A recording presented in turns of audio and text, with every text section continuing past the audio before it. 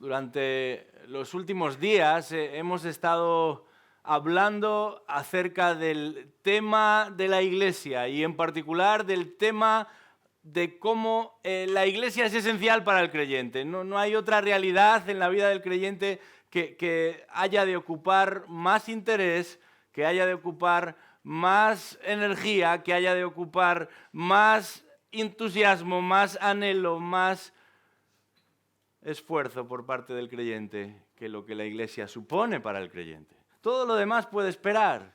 No que necesariamente todo lo demás es malo, pero todo lo demás puede esperar y debe esperar ante lo que el Señor demanda de nosotros con respecto a su iglesia. La iglesia, nos insistía nuestro querido hermano, es esencial porque se encuentra en el centro de los propósitos de Dios para con este mundo. Si Dios se ha de relacionar con el mundo y a través de sus propósitos llevar a cabo su obra en el mundo, en esta época de la historia, todo eso va a suceder en la iglesia y a través de la iglesia. La iglesia es esencial, en segundo lugar, nos decía nuestro hermano, porque los que forman parte de ella, en realidad forman parte de la familia de Dios. No se trata simplemente de que tenemos la posibilidad de relacionarnos con Dios, sino que nos relacionamos con Dios de la manera más íntima, más estrecha, más especial. Somos llamados, si realmente somos de Dios, hijos de Dios. Con todos los privilegios, con todas las ventajas, con todas las oportunidades, con todas las responsabilidades que eso supone. Nuestro hermano, en tercer lugar, insistía en que la iglesia es esencial porque Dios habita en medio de ella. Es el lugar en el que Dios mora. Y si en el Antiguo Testamento la presencia de Dios se manifestaba por medio de un tabernáculo y un lugar santísimo, el tabernáculo ha venido a nosotros en la persona de Cristo. Se ha establecido entre nosotros. Y a diferencia del anterior templo, Cristo permanece con nosotros y en nosotros por medio de su sacrificio, muerte y resurrección. Y al que es ahora mismo imposible de ver físicamente, un día lo veremos físicamente. Y con el que tenemos ahora una comunión, vamos a decirlo así, parcial. Llegado el momento, disfrutaremos de una comunión total, pero nuestra esperanza es segura porque Cristo está en medio de nosotros. Él habita en medio de nosotros. Y la iglesia es el lugar donde Dios mora aquí y ahora. Y finalmente, como parte del estudio del día de ayer, nuestro hermano insistía en que la iglesia es esencial porque la iglesia es aquello que Cristo ha prometido edificar. Cristo no está edificando otros organismos. Cristo no está trabajando en favor de otras instituciones. Cristo no está involucrado en otros ambientes ni en otras iniciativas que no tengan que ver y no sean producto y no surjan directamente de la iglesia. Hoy en día escuchamos acerca de eventos y conferencias y actividades, pero si todos esos esfuerzos no son producto de lo que la iglesia está trabajando, de lo que la iglesia está coordinando, de lo que la iglesia está obrando para que seamos obedientes a la tarea de edificar la iglesia y de evangelizar al mundo, todo eso no es más que una iniciativa de hombres. Y quizás hay intereses bastante oscuros detrás de esas iniciativas si no tienen nada que ver o no son resultado de lo que la iglesia ha sido llamada a hacer. Así que no pensemos en el cristianismo como una múltiple posibilidad de ofertas y de oportunidades. Pensemos en el cristianismo y nuestros ojos hayan de ir directamente a lo que es la iglesia, porque es la iglesia lo que el Señor ha prometido edificar y ni aun las puertas del Hades podrán prevalecer contra ella. Y esa es la segunda parte. Él ha prometido edificar la iglesia, pero ha prometido también proteger la iglesia. De manera que si uno se involucra en este tipo de iniciativas que no están directamente relacionadas con lo que es la iglesia y piensa que han de salir bien, piensa que han de tener éxito, piensa que han de prosperar porque hemos puesto corazón y presupuesto en ello, no hay garantía. de que el Señor vaya a bendecir nada de eso. Porque Él ha decidido operar de otra manera y es a través de su iglesia. Y qué bendición pensar y saber que Él va a bendecir la iglesia, siempre y cuando seamos fieles y obedientes a lo que la palabra de Dios enseña. Porque esa es nuestra guía. 1 Timoteo 3:15, un texto que se mencionó ayer. Esto no es el patio del colegio donde cada uno impone su ley. Estamos hablando de la casa de Dios, de la iglesia del Dios viviente. Su casa, sus normas. Su casa, sus leyes, sus principios. Esto es importante. La iglesia es esencial para toda aquella persona que ha sido alcanzada por la gracia de Dios. La iglesia es esencial, o debería serlo, para toda aquella persona que ha sido tocada por la mano de Dios. El Señor no ha llamado a nadie a ser un llanero solitario. Él nos ha llamado a ser parte de un cuerpo. Pero hay algo más. Si la iglesia es esencial para los creyentes, la santidad es esencial para la iglesia. Si la iglesia es esencial para los creyentes, la santidad es esencial para la iglesia y, por tanto, para todos los creyentes. Porque no hablamos de un edificio, de un lugar al que uno va, sino de un conjunto de creyentes, un grupo de creyentes con nombres y apellidos que han sido salvados, que han sido rescatados de su vana manera de vivir, que han sido redimidos, que han sido comprados por precio, el mayor de todos. Dice Hechos 20:28 que Él, es decir, Dios mismo, compró a la iglesia. Y eso significa que Él compró a cada uno de los miembros de la iglesia. Dios compró a la iglesia, a cada uno de los miembros de la iglesia. Dios formó y fundó a la iglesia y lo hizo con su propia sangre.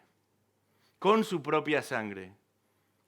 Efesios capítulo 5, versículo 25 va a profundizar algo más en esta cuestión. Dice ahí que Cristo amó a la iglesia y se dio a sí mismo por ella para santificarla, habiéndola purificado por el lavamiento del agua con la palabra. ¿Para qué? A fin de presentársela a sí mismo. ¿Cómo?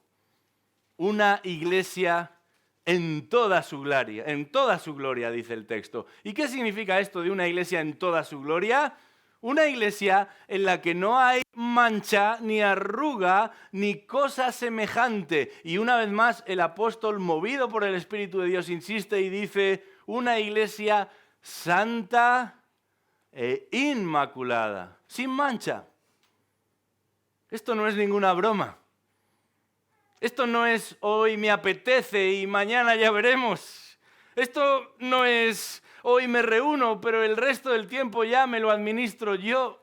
Esto no es hoy tengo ganas, podéis contar conmigo, pero luego, pues a ver, ya según me vaya marcando yo mi agenda, haré hueco o no. Cristo vino al mundo.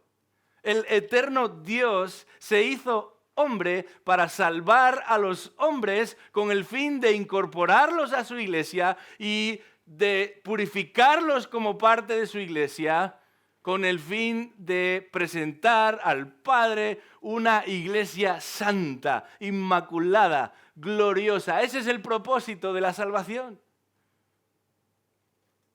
Aquel que nunca pecó, aquel que nunca ofendió a Dios de ninguna forma, aquel que nunca rompió la ley de Dios en ningún punto. Jesucristo vivió y sufrió en este mundo. Y Jesucristo vivió y sufrió y murió en este mundo, cargando con el pecado de todos nosotros. De todos nosotros que sí habíamos pecado. De todos nosotros que sí habíamos ofendido a Dios. de todos nosotros que sí habíamos roto la ley de Dios. Y no en un punto solamente, no en 2 puntos solamente, sino en muchos. Y dice la Escritura que a pesar de ello, el perfecto Hijo de Dios derramó su sangre para limpiarnos a nosotros de nuestra maldad. Y fíjate si no era grave lo que habíamos hecho, que el Hijo de Dios tuvo que morir. Pero dice la Escritura que por sus heridas fuimos nosotros sanados. Fuimos sanados e incorporados a su iglesia. Fuimos limpiados, transformados, consagrados, separados e incorporados a su iglesia. Y esto no fue un accidente. Esta no fue una solución rápida para un problema que se le había ido de las manos a Dios.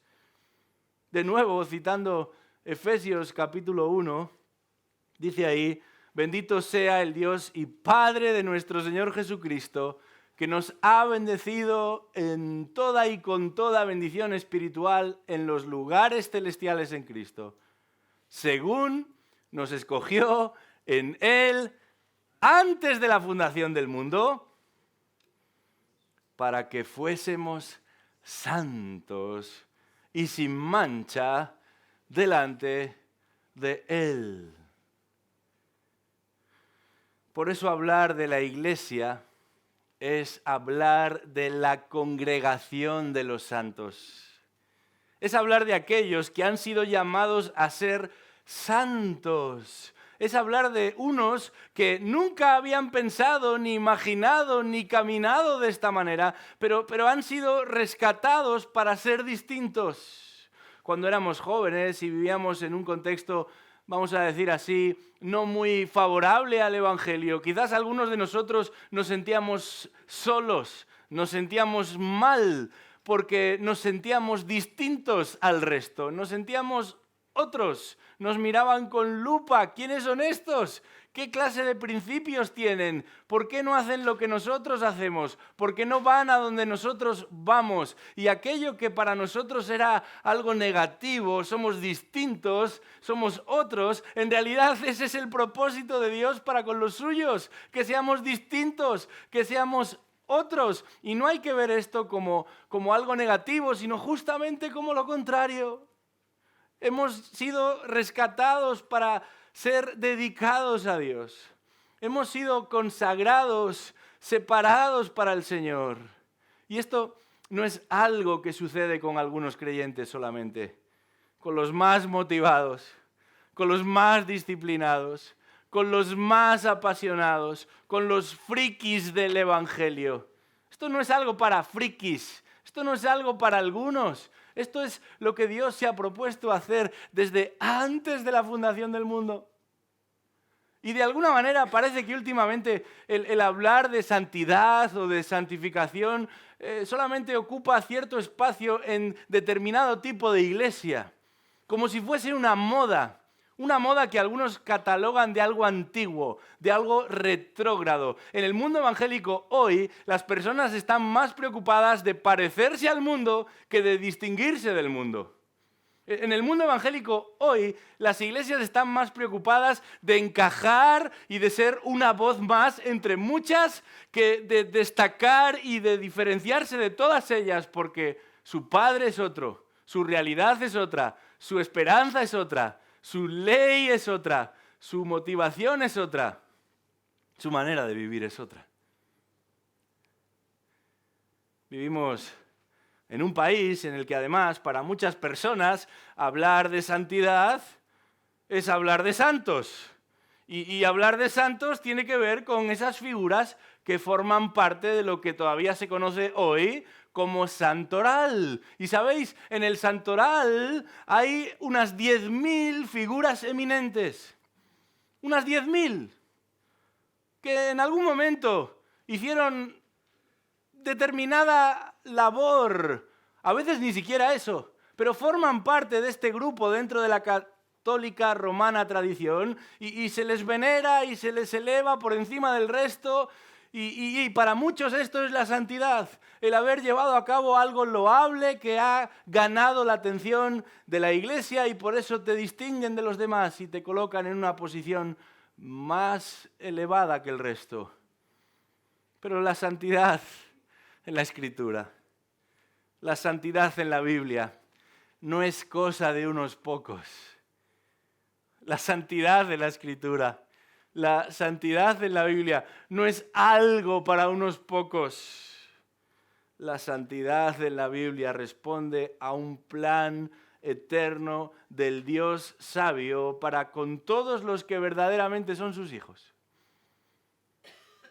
Al punto que en el capítulo 12 de la carta a los Hebreos se insiste en esta cuestión y se dice: haced sendas derechas para vuestros pies, para que la pierna coja no se descoyunte, sino que se sane. Buscad la paz con todos y la santidad, sin la cual nadie verá al Señor. Nadie verá al Señor. ¿Por qué? Porque Él es santo.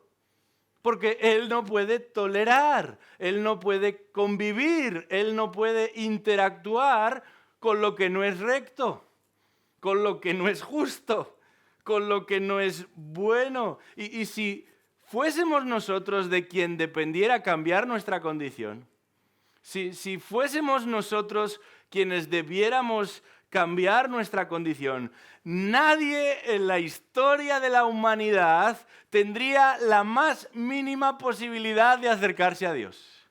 Nadie. Porque todos, sin excepción, somos pecadores. Pero es Él el que nos ha salvado. Es Él el que nos ha santificado. En el sentido de separarnos para Él. En el sentido de consagrarnos para Él. Porque esto es lo que significa santidad. El ser separados para Dios, el ser consagrados para Dios. Por eso Pablo puede escribir a una iglesia como la que había allí en Corinto, famosa por todos sus problemas, famosa por todas sus rarezas, famosa por toda su maldad, famosa por toda la distorsión de relaciones, famosa por los celos, por las envidias, por las difamaciones, por las murmuraciones, por las faltas de respeto, famosas por desacreditar a los que servían en medio de ellos aún sacrificadamente, famosas por todo tipo de demenciales preferencias sexuales, famosas por todo menos por la santidad. Y sin embargo Pablo les escribe y se dirige a ellos con déficits y problemas y les dice: me dirijo a los santos de la iglesia que está en Corinto. Porque Dios ha obrado, porque Dios está obrando y porque Dios seguirá obrando en todos aquellos que son del Señor. Puliendo sus pensamientos, purificando sus corazones y limpiando y renovando sus conciencias. La iglesia es esencial para toda aquella persona que ha sido alcanzada por la gracia de Dios. La iglesia es esencial para toda aquella persona que ha sido tocada por la mano de Dios. Y la santidad es esencial para la iglesia. Porque si no es santa, entonces no es iglesia. La iglesia es ni más ni menos que la congregación de los santos, el encuentro de los santos, la reunión de los santos, la asamblea de los santos. Bueno, esta solamente era la introducción. Vamos a abrir nuestras Biblias en el capítulo 5 del libro de Hechos. Ahí va a estar nuestro texto, Hechos capítulo 5, porque aquí nos encontramos con una solemne llamada de atención a una congregación naciente como la nuestra. Aquí nos encontramos con una advertencia seria a una congregación naciente como lo es la nuestra. una congregación que está muy animada al ver lo que Dios está haciendo en medio de ellos. Una congregación que está entusiasmada al ver a cuántos Dios está atrayendo. Una congregación naciente y creciente, pero que muy pronto en su corta trayectoria, muy al principio de su pequeña historia, va a ser expuesta a una verdad fundamental. La iglesia es esencial, sí, pero la santidad es esencial para la iglesia. Porque si no es santa, entonces no es iglesia. Vamos a leer el texto. Dice así la palabra de Dios, Hechos 5, comenzando en el versículo 1. Pero cierto hombre llamado Ananías, con Safira, su mujer, vendió una propiedad y se quedó con parte del precio, sabiéndolo también su mujer, y trayendo la otra parte, la puso a los pies de los apóstoles. Pero Pedro dijo: Ananías, ¿por qué ha llenado Satanás tu corazón para mentir al Espíritu Santo y quedarte con parte del precio del terreno? Mientras estaba sin venderse, no te pertenecía, y después de vendida, no estaba bajo tu poder. ¿Por qué concebiste este asunto en tu corazón? No has mentido a los hombres, sino a Dios. Al oír Ananías estas palabras, cayó y expiró, y vino un gran temor sobre todos los que lo supieron. Y los jóvenes se levantaron y lo cubrieron, y sacándolo le dieron sepultura. Después de un lapso como de 3 horas, entró su mujer, no sabiendo lo que había sucedido. Y Pedro le preguntó: dime, ¿vendisteis el terreno en tanto? Y ella dijo: sí, ese fue el precio. Entonces Pedro le dijo: ¿por qué os pusisteis de acuerdo para poner a prueba al Espíritu del Señor? Mira, los pies de los que sepultaron a tu marido están a la puerta, y te sacarán también a ti. Al instante, ella cayó a los pies de él y expiró. Al entrar, los jóvenes la hallaron muerta, y la sacaron y le dieron sepultura junto a su marido. Y vino un gran temor sobre toda la iglesia y sobre todos los que supieron estas cosas. Quizás alguno está pensando: bueno, si la idea es que sigáis creciendo como iglesia, el leer textos como este no va a ayudar. El exponer a los asistentes que Dios puede obrar de una misma manera hoy, con los que tengan las equivocadas intenciones, no va a ayudar. Pero lo primero que nos encontramos aquí es con lo que podríamos llamar el interés. El interés de 2 personas, un matrimonio.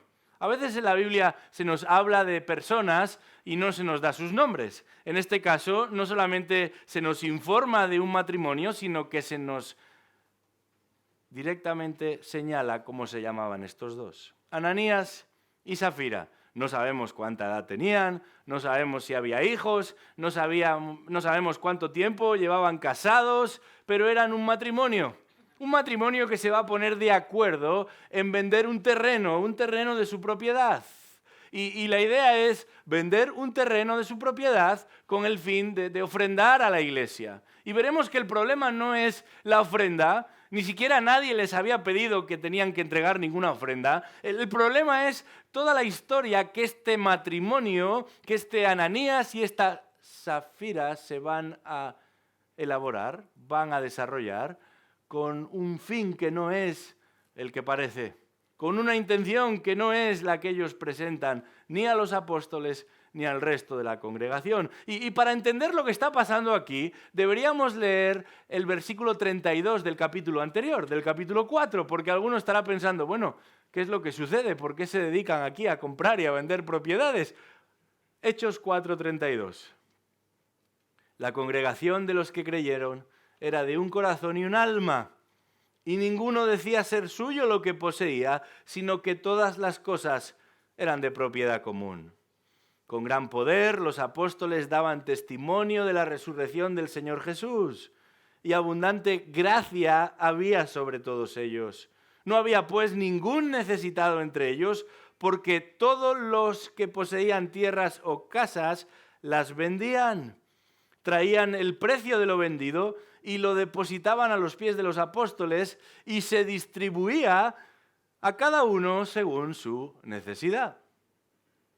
Y José, un levita natural de Chipre, a quien también los apóstoles llamaban Bernabé, que traducido significa hijo de consolación, poseía un campo y lo vendió y trajo el dinero y lo depositó a los pies de los apóstoles. Y el capítulo 5 de Hechos comienza diciendo, pero,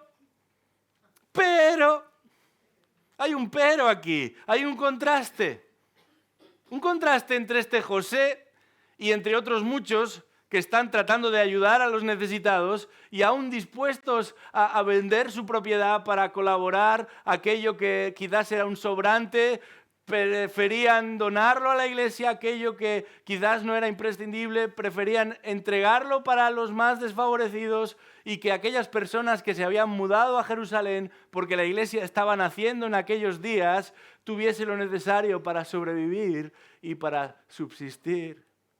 En este pasaje que hemos leído nos encontramos con varios contrastes. Un contraste entre Ananías y Safira y este José, también llamado Bernabé.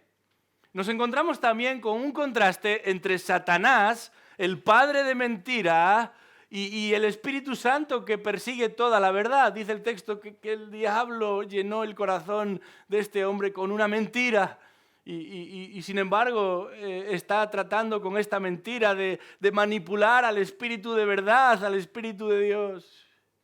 Hay un contraste también entre estos que mueren y que son retirados muertos, y estos que se levantan, que se elevan, que se erigen. La palabra que se utiliza ahí, lo veremos después, es la misma que se emplea a veces para referir la resurrección del Señor Jesucristo. Estos jóvenes se levantaron mientras los otros cayeron y se pusieron al servicio mientras los otros ya no tendrían oportunidad de servir. Hay contrastes en este pasaje, pero también hay paralelos, hay analogías. Paralelos, analogías con algo que había sucedido muchos años atrás. Para ser más específico, en el capítulo 7 del libro de Josué. Igualmente, como aquí, todo parecía ir rodado. Igualmente, como aquí, todo parecía ir planchado. Igualmente, como aquí, un pueblo está creciendo, un pueblo está avanzando. Los propósitos y las promesas de Dios guían al pueblo. La esperanza, después de un tiempo muy difícil, alumbra la luz de todos los que se dirigen a esa tierra prometida en un caso, a esa espera del segundo advenimiento del Señor en otro caso. Pero lo material se va a presentar como un obstáculo para lo espiritual. Lo material, las cosas de este mundo, se va a presentar como un freno para que lo espiritual, lo que tiene que ver con Cristo y su palabra y sus promesas, ocupen el interés y la atención de los que pertenecen al Señor. En el caso de aquel Acán, en el capítulo 7 de Josué, que había recibido, igual que el resto del pueblo, la instrucción de no tocar nada de la ciudad de Jericó, fue la codicia. Este hombre no se pudo resistir, y dice el texto ahí que en un momento determinado, cuando nadie estaba mirando, robó de lo que allí había, que no podía ser tocado ni agarrado por nadie, y lo escondió. Escondió un manto y algo de dinero también debajo de su tienda, sin que nadie lo supiese, sin que nadie se enterase. En el caso de Acán fue la codicia. En el caso de Ananías, quizás la falta de confianza. Acán quería más y Ananías no quería menos. Así que vendió su terreno pensando que tampoco hacía falta donarlo todo. Y es verdad, no hacía falta donarlo todo. El problema es que él mintió y dijo que había consagrado al Señor lo que no había consagrado al Señor. Quizás por por falta de confianza, lo que es seguro, por un interés de ser reconocido en la congregación, igual que el resto de los que estaban siendo reconocidos y agradecidos en aquella congregación por colaborar con los desfavorecidos, por ayudar a los necesitados. Ya sea por codicia o por falta de confianza, en ambos casos, este Acán y este Ananías estaban siendo egoístas, estaban siendo desobedientes, estaban actuando autónomamente. Ambos formaban parte de una realidad mayor, de una realidad superior. Uno era parte del pueblo de Dios, el otro era parte de la iglesia naciente de Jerusalén. Un pueblo, una iglesia que está comprobando la bendición de tener a Dios como poderoso guerrero, la bendición de crecer por medio de la palabra de Dios en el poder del Espíritu Santo. Por cierto, algo muy interesante aquí. Esta es la primera vez en Hechos capítulo 5 que Lucas va a emplear la palabra iglesia. La primera vez en el libro de Hechos en la que se nos va a hablar de la iglesia es para relatar un suceso verdaderamente deshonroso, lamentable, vergonzante, triste, dramático. La primera vez que el libro de Hechos, el libro en el que nace la iglesia, el libro en el que crece la iglesia, el libro en el que se expone esa explosión de evangelio y de convertidos a lo largo y ancho del mundo conocido, se va a referir a la iglesia por primera vez para señalar la falta de santidad. La iglesia crece, la iglesia avanza, los creyentes se movilizan, motivados por la palabra, impulsados por la palabra, y dice el capítulo 4 al final que se producen maravillas, señales, un crecimiento sobrenatural, inesperado, desconocido, y sin embargo, todas esas maravillas, todas esas señales, todo ese crecimiento sobrenatural que la iglesia venía experimentando en los últimos tiempos, va a ser truncado. Va a ser frenado, va a ser salpicado, manchado por un acontecimiento verdaderamente dramático. Un acontecimiento dramático. Y el drama de esta historia no es la muerte de estos dos, es el pecado de estos dos. Lo preocupante de esta historia no es que dos pecadores mueren. Lo preocupante de esta historia es que haya dos que digan ser creyentes, pertenecer a una iglesia local y en el fondo lo que están tratando de hacer es manipular a los que allí se reúnen, es aprovecharse de los que allí se reúnen, es utilizarlos como medio para autosatisfacer sus deseos e intereses. Queremos recibir la alabanza de la iglesia y por eso vamos a manipular a la iglesia. Vamos a usar a la iglesia como un instrumento para nuestra gratificación.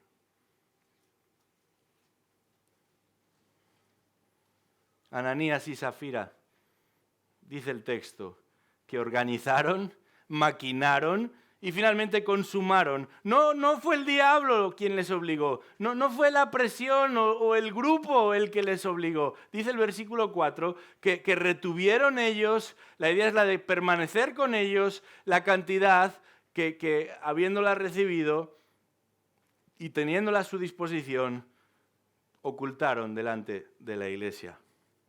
El pecado no era haber guardado parte del dinero, sino engañar.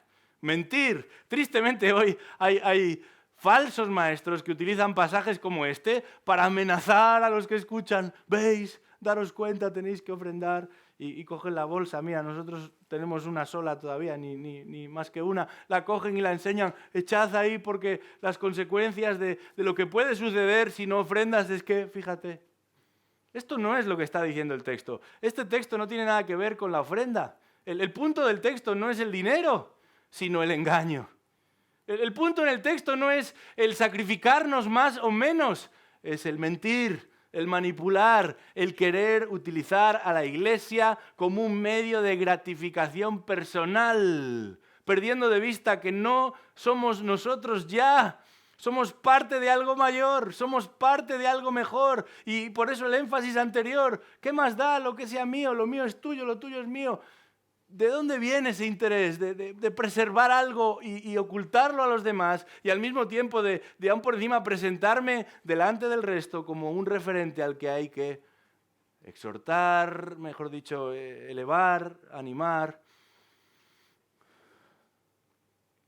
Era un engaño el problema a los ojos de un Dios que es santo.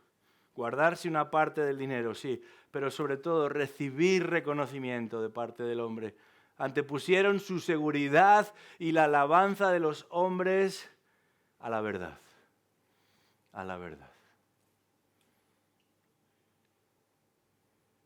¿Cuántas veces? Quizás no con el dinero, pero a lo mejor con otros aspectos. Nosotros, en nuestra conexión con la Iglesia, en nuestra relación con la Iglesia, anteponemos nuestro propio bienestar, nuestra propia seguridad. Aún pretendemos alcanzar el reconocimiento y la alabanza de los hombres. Y ponemos la verdad de Dios, ponemos la instrucción de Dios a un lado. Quizás no somos tan distintos a estos Ananías y Safira como pudiéramos pensar. Quizás no somos conscientes de que el pecado de nuestro corazón puede afectar a la Iglesia igual que el suyo afectó a la Iglesia. Quizás estamos pensando demasiado en nosotros y muy poco en aquello a lo que el Señor nos ha introducido, en aquel lugar en el que el Señor nos ha introducido, que es la Iglesia. Dice el versículo 2 que su mujer estaba al tanto de todo. En el verbo original, la palabra que se utiliza ahí para decir saber o conocer encierra la idea de participar. La idea de estar consciente, pero mucho más, de estar implicados, de ser cómplices. Estos Ananías y Safira eran los Bonnie y Clyde de la Iglesia. Y a veces nos reímos, ¿no? Las películas los presentan como una pareja romántica, enamorados, muy pillines. Eran unos delincuentes, conocidos por la brutalidad con la que llevaban a cabo sus crímenes. Y en el caso de Ananías y Safira no tenemos a dos listillos aquí bien pillines, no, tenemos a dos personas que urdieron un plan terrible. Lo sucedido no solamente era responsabilidad de Ananías, se enfatiza que Safira sabía por cuánto se había vendido y por cuánto lo iban a declarar. Pablo utiliza esta misma palabra en 1 Corintios 4:4 cuando dice yo no soy consciente de nada en contra mía, y el texto dice que la mujer era consciente de que su marido había vendido el dinero. La idea es que estaba perfectamente al tanto de todo. Y si quedaba alguna duda al respecto, en el versículo 8, ella va a insistir una vez más. En el griego normalmente hay una palabra para afirmar, y la que se utiliza aquí, la que Safira utiliza aquí cuando le preguntan, ¿fue este el coste? Ella utiliza una palabra muy enfática, no es la más común para decir que sí. Efectivamente, eso es, esa es la cantidad. Y el versículo 9, leemos ahí que Pedro dice, bueno, ¿por qué os pusisteis de acuerdo? Otra vez, el énfasis del texto es que sí, primero Ananías llegó, pero Safira participó en este asunto desde el principio. Junto a su marido lo planearon y junto a su marido la enterraron. En última instancia vemos cómo Safira participó activamente del fraude y quizás podemos extraer una pequeña implicación aquí, porque esto es un punto importante para los que son parte de la Iglesia junto con sus familiares. Esto es importante. ¿Hasta qué punto buscaremos ser fieles al Señor cuando hay personas a nuestro alrededor que están pecando? No sé si me estoy explicando. Si este era un plan de su marido, ella podía haberse separado de este asunto y haber dicho, mira, yo no estoy de acuerdo con esto. Lo que estás proponiendo es muy serio. Pero el texto insiste muchas veces en que ella fue parte del plan. No solo lo sabía, sino que participó activamente, y cuando llega de nuevo al local, sin saber que su marido ha muerto, insiste en que esa es la cantidad. La idea aquí es que en ocasiones es posible que alguna de nuestras personas más cercanas esté pecando contra el Señor. ¿Y qué vamos a hacer nosotros? ¿Mantenerles la coartada? ¿Involucrarnos igual que ellos? En el capítulo anterior, Pedro, que está siendo ahora una parte principal en este encuentro, había dicho que era más importante obedecer a Dios que obedecer a los hombres. ¿Qué vamos a hacer nosotros? ¿Vamos a preferir el estar a bien con nuestro esposo, con nuestra esposa, con nuestros padres, con nuestros hijos, el proteger al pecador o el apartarnos del pecado? Porque eso es lo que estamos haciendo. Delante de un Dios santo estamos protegiendo a un pecador, en lugar de exponer a un pecador. Y la Biblia nos enseña la manera adecuada y sensible, pero recta de participar de esta exposición de ese pecado, que no se puede tolerar, que no se debe tolerar. Esto, de nuevo, nos afecta más directamente de lo que podríamos pensar. Esta mujer tuvo su oportunidad, pero tristemente era un plan que venía de la mente de dos. Se habían puesto de acuerdo, lo habían consumado juntos. Y alguno podrá pensar, bueno, qué drástico, qué radical. Incluso hay personas que dudan de la veracidad de esta historia. ¿Cómo Dios puede llevar a cabo ese acto de castigar a estos dos? La santidad de Dios no se acaba en el lugar santísimo del templo judío, sino que se extiende a la vida de cada uno de sus hijos. Y la iglesia del Dios vivo no es un club social. Dios se va a servir aquí del pecado de estos dos para confrontar a los suyos y mostrar la necesidad que la iglesia en su conjunto tiene de vivir en santidad, en verdad, en transparencia. Algunos dedican su tiempo y energías a la vida de la iglesia, pero se olvidan de que Cristo es la cabeza. Piensan que pueden moldearla y manejarla en función de sus intereses, pero se olvidan de que Cristo es la cabeza. Y aquí notamos que el interés de estos dos no era el interés de la cabeza, era el interés que ellos mismos tenían. ¿Cómo podemos estar seguros de que nuestros intereses son los adecuados? Dejando que sea la palabra de Dios la que nos dirija. Porque a veces esos intereses pueden ser tan oscuros como los de Ananías y Zafira. Y lo único que sucederá es que nos apartarán de Él. Hace ya unos cuantos años, R.C. Sproul escribió un libro, La santidad de Dios, muy recomendable.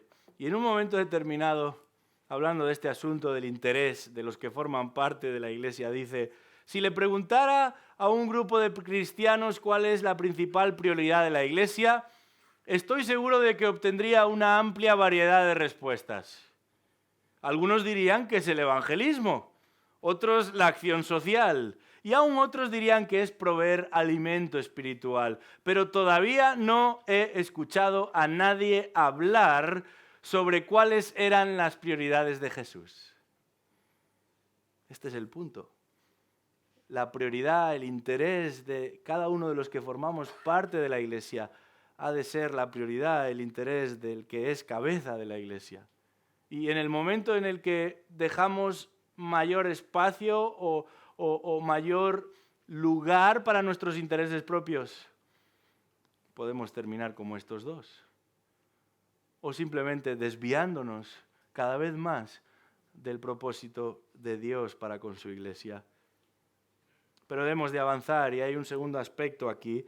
No solamente este texto nos presenta el interés de estos dos, también nos va a hablar del impacto de las actuaciones de estos dos, el impacto, particularmente el impacto que va a experimentar la iglesia cuando han de enfrentarse a lo que ha sucedido ahí. Dice el texto que se produjo un gran temor. La palabra que utiliza Lucas aquí es la palabra phobos, de la que obtenemos nuestra palabra fobia.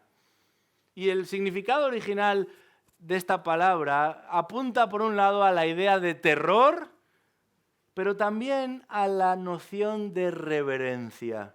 Y probablemente estas fueron las dos sensaciones que experimentaron aquel día los que fueron testigos de la muerte de estos dos.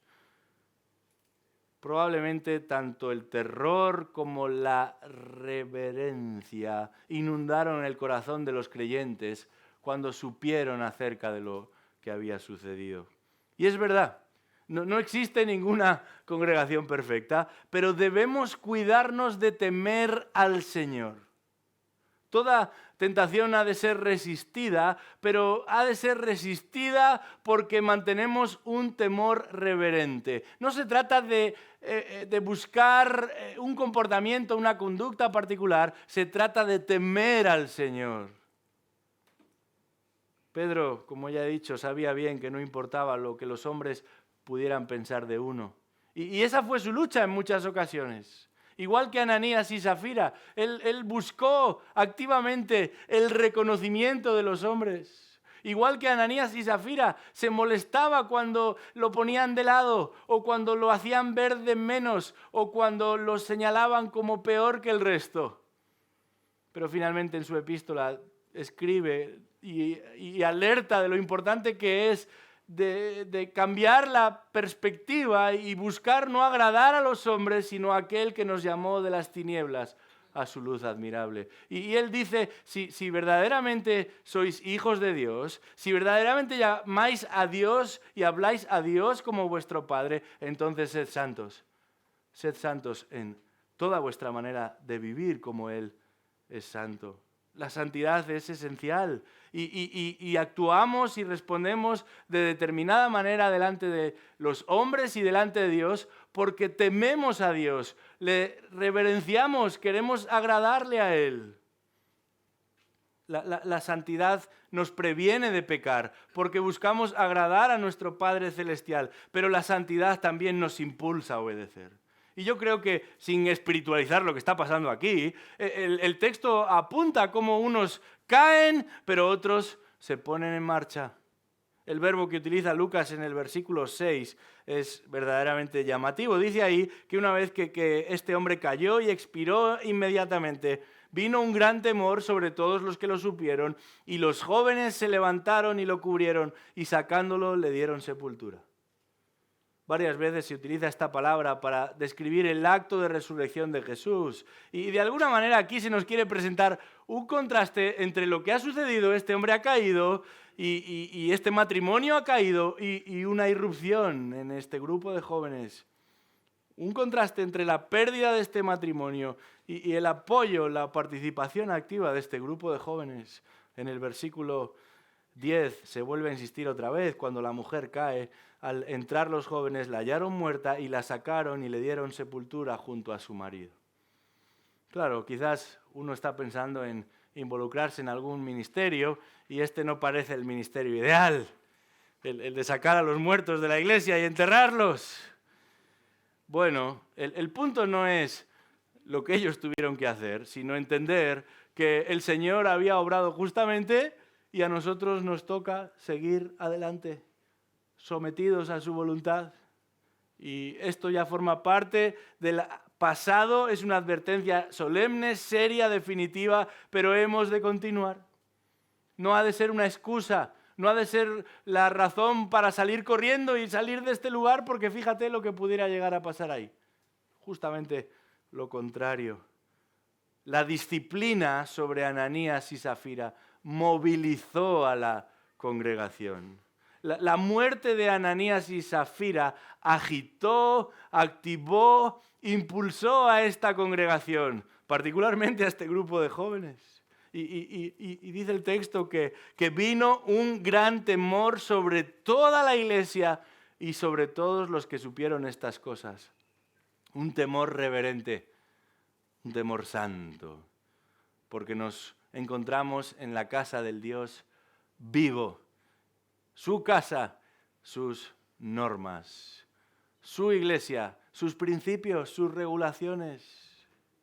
No pensemos que podemos hacer de la iglesia lo que queramos. Hay una segunda implicación. Lo que hacemos nosotros afecta a otros.